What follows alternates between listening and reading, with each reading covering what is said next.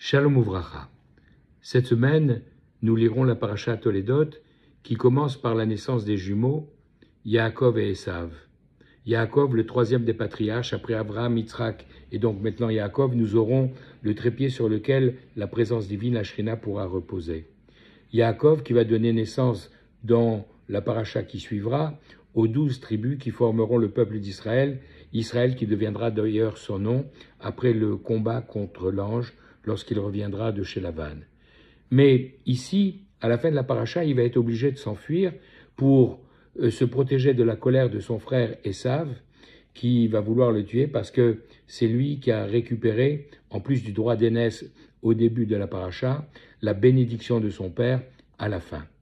Et à ce moment-là, on trouve un verset qui va être une clé importante pour comprendre certaines et répondre à certaines questions qu'on pouvait se poser à l'occasion de la lecture des parachiotes précédentes, et c'est ce que je vous propose de faire avec moi maintenant. Effectivement, à la fin de la 5e montée, juste avant de lui donner ces magnifiques versets de la bénédiction que nous lirons ce Shabbat dans la 6e montée, nous voyons Yaakov qui revient déguisé en quelque sorte, avec entre autres sur lui les peaux de chevreau qui doivent lui donner l'aspect velu de son frère Esav, qui revient avec les plats que sa mère Rivka a préparés pour le repas qu'a demandé Yaakov.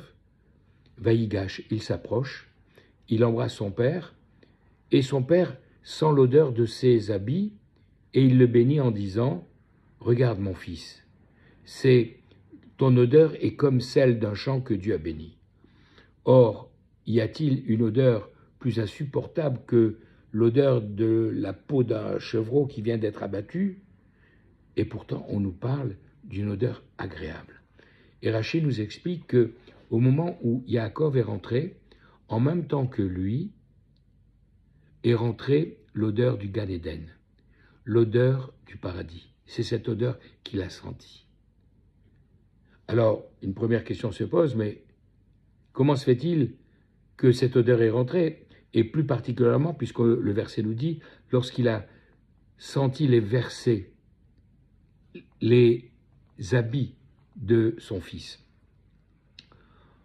En fait, la plupart d'entre vous connaissez déjà la réponse. Ces habits, ce sont les habits de Esav, les beaux habits que Esav portait lorsqu'il partait à la chasse, et il les laissait chez sa mère à chaque fois qu'il revenait de sa tournée. Mais d'où avait-il ces habits?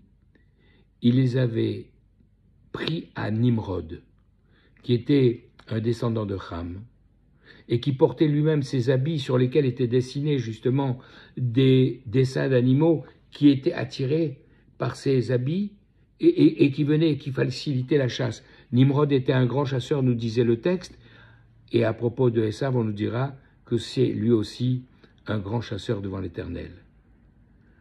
Alors, qu'est-ce qu'ils avaient de tellement particulier, ces vêtements? Tout simplement, ce sont les habits que l'Éternel avait confectionnés pour Adam. Lorsque Adam s'est aperçu qu'il était nu, Dieu est venu et lui a fait des habits, et c'est ces habits qui ont été transmis à son fils Chet, et ainsi de génération en génération, Ham les a récupérés, les a donnés à son petit-fils Nimrod, qui s'était révolté au moment de la tour de Babel, et Esav a tué Nimrod pour avoir ces habits-là. Et ces habits-là, lorsqu'ils sont portés par un tzaddik comme Yaakov, ils dégagent leur odeur initiale, celle du Gan Eden.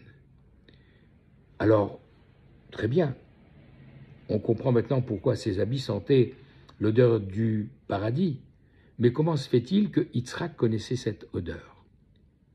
Et la réponse se trouve à la fin de la paracha précédente.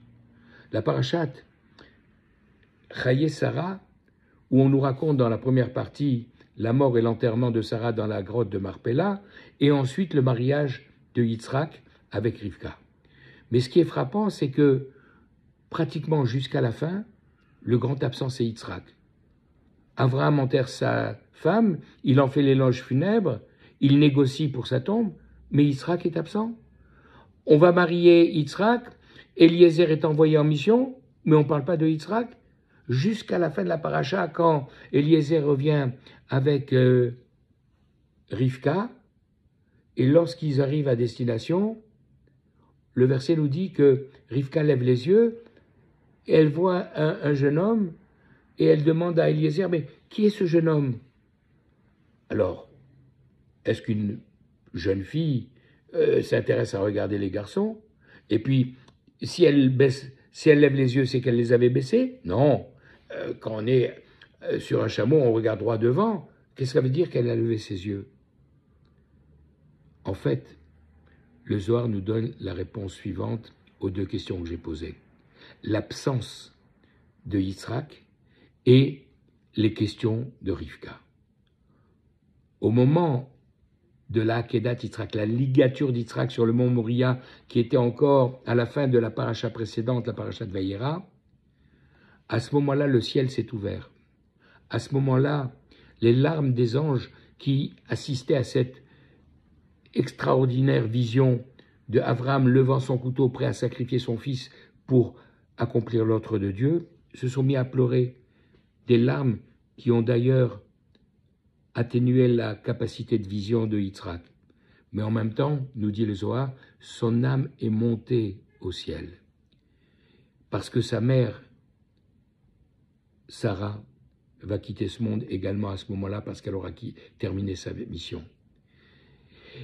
Et Yitzhak va rester 3 ans au Gan Eden, à étudier la Torah à côté de sa mère pour la consoler d'avoir quitté ce monde un peu à cause de lui et de l'annonce de ce qui s'était passé sur le mont Moria.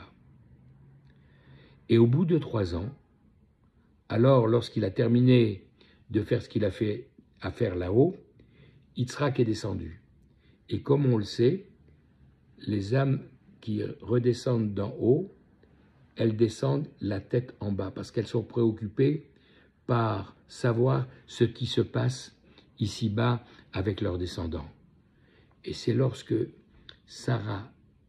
Rivka a vu cette vision de quelqu'un qui était en train de descendre du ciel, la tête en bas, elle était en train de regarder droit devant elle et elle lève les yeux vers le ciel pour avoir cette vision. Elle voit Yitzhak qui descend du Gan Eden. Et c'est la raison pour laquelle elle demande « Mais qui est cet homme-là » Et il lui répond « C'est mon maître, c'est Yitzhak ». En fait, on doit comprendre la chose suivante. Sarah a quitté ce monde à l'âge de 127 ans parce que sa mission était terminée. Et quelle avait été sa mission? C'est à côté de Abraham qui était un chesed absolu, une bonté absolue, ce qui est dangereux parce qu'il n'y a pas de limite. Et on peut prendre la défense même des gens qui ne le méritent pas, comme ça a été le cas pour Sodome et Gomorrhe, où il a négocié avec Dieu jusqu'au bout. Et finalement, il n'a pas réussi parce qu'ils étaient indéfendables. Alors, Dieu lui a donné Ezer Kenegdo. Il lui a donné une aide en face de lui pour tempérer sa bonté, son chesed par le din, par la rigueur de Sarah. Que l'on trouve d'ailleurs dans l'épisode où Sarah veut renvoyer Agar et son fils Ishmaël. Ce qui déplaît à Abraham, qui ne comprend pas, il n'est que bonté. Quoi, tu veux chasser mon fils? Et Dieu lui dit, Sarah a une capacité de prophétie plus grande que toi. Shema Bekola, écoute sa voix, fais ce qu'elle te dit. Et Abraham est obligé de le faire. Et à la fin de la 10e épreuve qui est la Akedat Yitzhak sur le mont Moria, lorsque, contre sa nature de chesed de bonté, pour obéir à l'ordre de Dieu, Abraham lève le couteau pour être prêt à sacrifier son fils, alors à ce moment-là, il a intégré en lui du din, de la rigueur qui caractérise son fils Yitzhak, et à ce moment-là, Yitzhak prend en lui une partie du chesed de son père.